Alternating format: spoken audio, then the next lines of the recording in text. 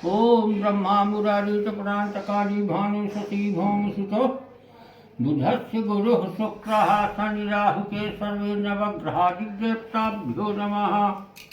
अब बाएं हाथ में चावल लेके नवेद डालो।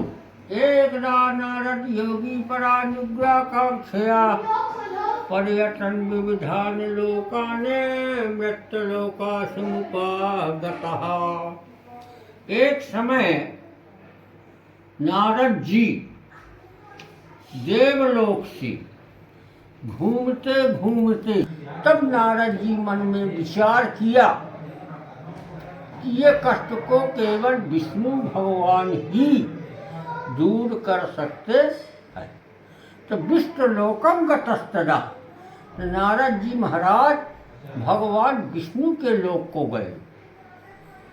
तो उनको जाके नारायणं देवं शुक्लवर्णं चतुर्भुजं असंख्य चक्र गदा पद्म वनमाला विभूषितम। भगवान को नारद जी देखा कि उनका जो शरीर है शुक्ल वर्ण का बड़ा चतुर्भुजम, जिनके चार हाथों है, शंख हाथ में लिए हैं, चक्र लिए हैं, गदा लिए हैं, पद्म लिए हैं, और गले में वनमाला पहने है।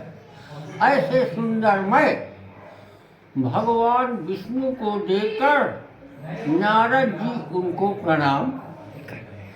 नमस्ते वंग अतिरूपाय निशक्ते आदि मध्यांतहीनाय निर्गुणात्मने सर्वे सामाविभूता भक्त्यर्थो तम विष्णुनारद प्रभासितः। नारद जी कहा भगवान विष्णु से, हे प्रभु, यदि तो हम कासे तुलना करें कि अपना किसके में। अरे अति सुंदर है। यदि बल का भी वर्णन करें तो भी आप अति बली है। प्रभु, आपकी माया अपरम। तब भगवान पूछा कि आगतो मानसी वर्तते कथयस्य महाभावी तत्कथाया विषे। नारद जी से भगवान पूछा कि हे नारद जी, आप ये बताइए कि मेरे पास किस इच्छा से, किस कार्य से आए हुए हैं, वो बताइए। तब भगवान कहा, मृत्युलोके जरा सर्वे दादाक्ले समन्वितः अनाना योनि समुत्पन्ना पच्यन्ते पाप कर्मभिः। नारद जी को हो नारद जी ने भगवान को कहा कि प्रभु, अभी हम मृत्युलोक गए थे तो वहाँ देखा मृत्युलोक में कि जितना भी जन्म लिया हमका कोई सुखी दिखाई नहीं दिया। इसी कारण से हम अपना के शरण में आन है। कोई उपाय हो बताइए जिससे कलयुग के प्राणियों का कष्ट दूर हो। तब भगवान कहा, साधु प्रश्न त्वयावत् लोकानुग्रह कांक्षया। धन्य है नारद, तुम तो अपने हित का नहीं पूछे बल्कि संसार के कल्याण के लिए पूछा है। तो हम एक ऐसा उपाय बताइए जिसको ध्यान से सुनो। ब्रह्मायस्ति महापुण्यम स्वर्गे मृत्ये च दुर्लभम। एक ऐसा उपाय हम बता रहा हूँ जो तीनों लोक में दुर्लभ है ना। एक ऐसा कलयुग में सत्यनारायण की कथा है, पूजा है, जिसके करने से कितना बड़ा कष्ट हो वो दूर हो जाता, सुख की प्राप्ति आ जाती, धन की वृद्धि होती, और जहाँ जाए तहाँ विजय होता। तब नारद जी भगवान के वचन को सुनकर फिर से पूछा, किम फलम किम विधानस्य केन तद्व्रतम तत् सर्वे विस्ताराद ब्रूहि कदाकार वे प्रभु। हे प्रभु, ये सत्यनारायण की कथा करने से क्या फल मिलता है,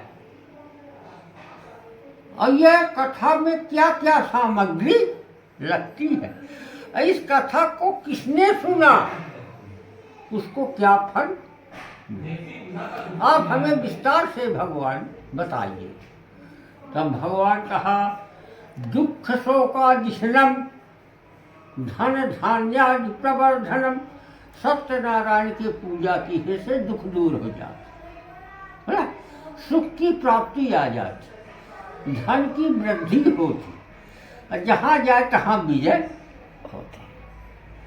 अस्मिन कस्मिन दिनो व्यक्ता भक्ति श्रद्धा समन्विता, या कौनो दिन नहीं हो कि कथा यदि सुनो, जब ही अपना प्रेम हो जाए, भक्ति हो जाए, तब उसी दिन कथा सुनो। भगवान सर्व है, सदा सदैव है। परंतु यदि को व्रत करके कथा सुने, जैसे पूर्णिमा का व्रत, तब संध्या यचा चैव निशा मुखी, तब उसको संध्या समय कथा सुनते। अब फलों में क्या फल लगता है? रंभा फलम घटम क्षीरम गोधूमस्य चूर्ण का, फलों में नारियल का, दूसरा केला का फल। जब नारियल न मिले, केला न मिले, तो जौने भी ऋतु का फल हो, फल होना चाहिए। अब गोधूमस्य चूर्ण का, गेहूं के आटे का पंजीरी होना चाहिए। अगर गेहूं का अभाव है, कमी है, तो चावल के आटा बना लो। पंजीरी में शक्कर आ चाहिए, शक्कर भी अभाव हो तब से गुड़ मिला। भगवान का आसन चाहिए, सिंहासन। मान लो किसी के पास सिंहासन नहीं आ, तो लकड़ी के चौकी में बिराज दो, कपड़ा बिछा के। कथा सुनने के बाद स्वयं प्रसाद खा, जो को बैठो बलुआ दे दिया है, सबको प्रसाद।